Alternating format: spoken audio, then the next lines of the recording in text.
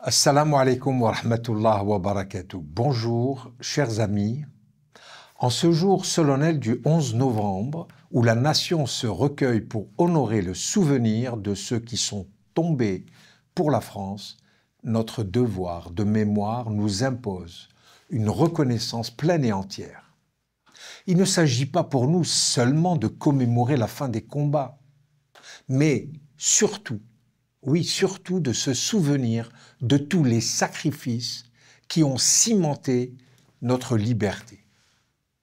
Parmi ces héros de la Première Guerre, une place d'honneur doit être réservée aux milliers de soldats de travailleurs musulmans venus des confins de l'Empire qui ont payé un lourd tribut à la victoire. Leur engagement fut massif et diversifié. Au total, près de 600 000 hommes, qualifiés, ne l'oublions pas alors, d'indigènes, furent incorporés dans les forces françaises, dont une majorité de confession musulmane, principalement originaires d'Afrique du Nord, Algérie, Tunisie et Maroc, et également d'Afrique subsaharienne. Ces hommes, dont l'histoire est malheureusement parfois restée dans l'ombre, ont pourtant constitué une force vitale, voire même déterminante pour cet effort de guerre. Dès 1856, l'armée d'Afrique du Nord, comme on l'appelait, avait été constituée. Le zouave du pont de l'Alma immortalise leur héroïsme en Crimée, durant la guerre de Crimée, qui fut suivie d'autres combats au Mexique ou durant le sanglant conflit de 1870. Lorsque la guerre éclata entre la France et l'Allemagne en août 1914, les soldats musulmans sont donc mobilisés dès les premières batailles de l'Isère, de la Marne ou de l'Argonne. Puis vint le temps des tranchées inhumaines, des bombardements continus, des gaz mortels, des affrontements titanesques, disons de la mort industrielle. Le prix de la loyauté de ces musulmans fut terrible. Ces hommes, malheureusement il faut le dire, souvent considérés comme de la chair à canon par les états-majors, furent exposés de manière disproportionnée aux combats les plus violents. Les estimations historiques indiquent qu'entre 70 000 et 100 000 combattants musulmans ont perdu la vie pour la France durant la Première Guerre mondiale. Ce sont donc des dizaines de milliers de destins brisés, de familles endeuillées, dont le sacrifice s'est accompli sur les champs de bataille les plus meurtriers et pour que vive la France. Sur le front, ces hommes se sont illustrés par leur courage et leur détermination, leur bravoure.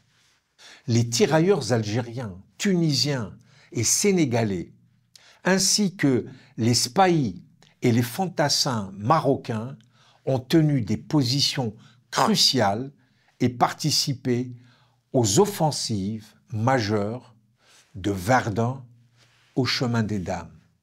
Ils ont combattu pour une terre, la France, qui n'était pas la leur, mais ils ont défendu ces valeurs avec foi et honneur.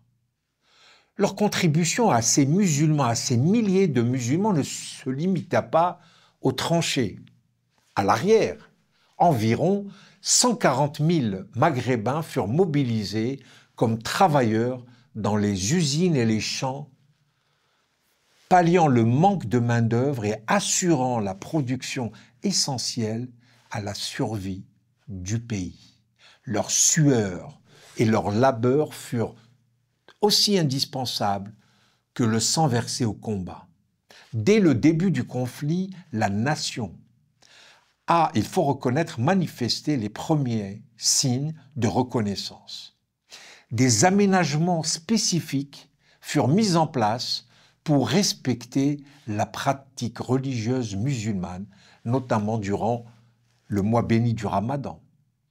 Surtout, pour honorer les défunts, des carrés militaires dédiés furent créés, comme celui de Douaumont, où près de 800 stèles orientées vers la Mecque perpétuent leur mémoire. Plus récemment, même si c'est tard, au mois de juin 2006, le président Jacques Chirac a inauguré à Verdun un mémorial, enfin dédié aux combattants musulmans, soulignant l'importance de cette reconnaissance tardive pour l'histoire de France. Le témoignage le plus durable de cette reconnaissance est sans doute la réalisation de la Grande Mosquée de Paris. En effet, elle a été érigée en hommage aux milliers de soldats musulmans tombés au champ d'honneur pour la France. Et elle fut inaugurée en 1926. Ce monument, ce magnifique édifice religieux, plus qu'un lieu de culte, se dresse aujourd'hui comme un symbole de mémoire et de gratitude, un rappel tangible de la dette contractée par la République française envers ses fils musulmans. En nous souvenant de leur sacrifice, nous honorons non seulement leur mémoire, mais nous réaffirmons aussi que l'histoire de France est une histoire partagée, tissée par les contributions de tous ces enfants, quelle que soit leur origine ou leur confession. Leur loyauté, gravée dans les pages de la Grande Guerre, est un héritage précieux qui nous engage tous au devoir d'unité et de reconnaissance. Assalamu alaikum wa rahmatullah wa barakatuh.